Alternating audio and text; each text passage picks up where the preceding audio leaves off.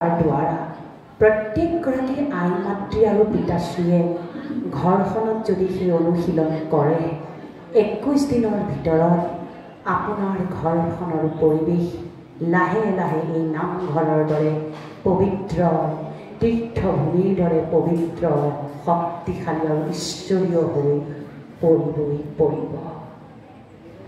আমি প্ৰত্যেকেই প্ৰভু ভগৱন্তৰ অতি স্নেহী অতি মৰমৰ সন্তান।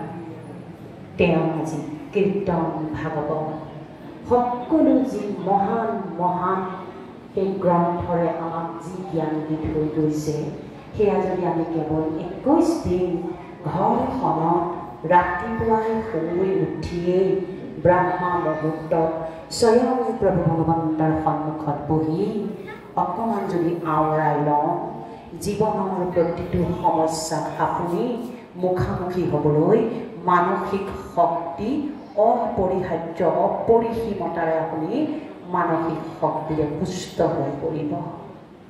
প্ৰথমটো হৈছে সকলোৱে চকু মুদি মোৰ অনুৰোধ যে মনে মনে এই সংকল্পখিনি আমাৰ লগত কয়, মই শক্তিশালী পৰমাত্মাৰ সন্তান হওঁ। মোৰ মন বুদ্ধি শক্তিশালী সুস্থ আৰু সবল।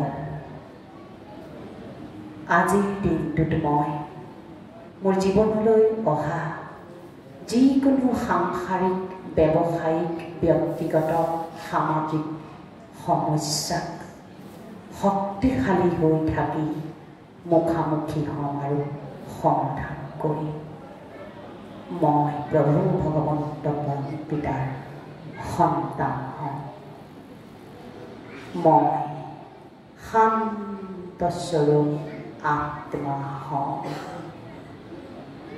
শান্তি মোৰ স্বধৰ্ম।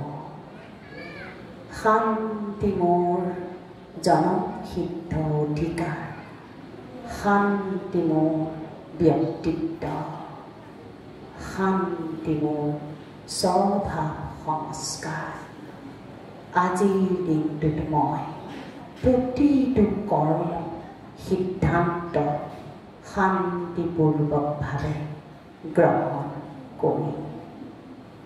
আজিৰ দিনটোত মই মোৰ মন বুদ্ধিক শান্ত আৰু শীতল কৰি ৰাখি মই শান্তিৰ সাগৰ পৰম পিতাৰ সন্তান হওঁ।